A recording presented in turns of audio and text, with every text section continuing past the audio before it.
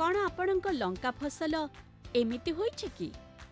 दुर्बल गछ, पत्र को जोड़ुथुबा डाल लंबा होइछि, फल छोट, फल उपरे दाग लागिछि, फल टाण होई जाइछि।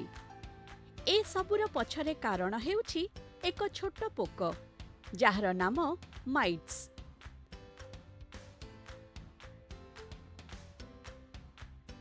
एहा पत्रर बढ़िबा जागारे रस शोषण करी पत्र को मोड़ी देई थाए।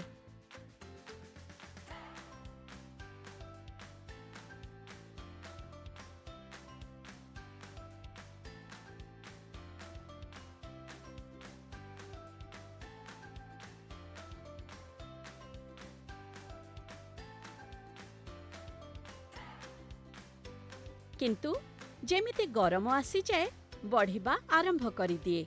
एहाकु सुखिला और हल्का ओदा पाग बहुत पसंद। ए भलिया पाग खरीफ समय रे देखा जाए ना। एमिति भी ए पोक अक्टोबर नवेम्बर रे बेसी देखा जाए।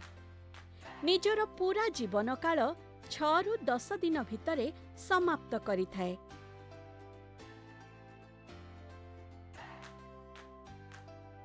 एमिति ए पोक खाली आखि को देखा जाएनी, किंतु एहा पूरा फसल को नष्ट बहुत शीघ्र करि थाए।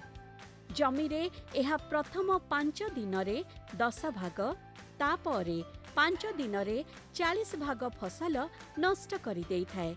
तेबे चालंतु फसल को बंचेइबार उपाय जानिबा। निम्ब तेलर स्प्रे एहार जीवन चक्र को पूरा करिबाकु देई न थाए, किंतु जदि एहा आपणक खेतरे बढ़ी बढ़ी जाउछि ताहाले माइटिसाइड स्प्रे करंतु। किछि कथा मने रखंतु, एहार जीवन काल यथा अंडारू आरंभ करी बड़ पर्यंत सबको नष्ट करिबाकु पड़िबो। औषध बदलई बदलई स्प्रे कले एहा बेसी भलो काम करिबो।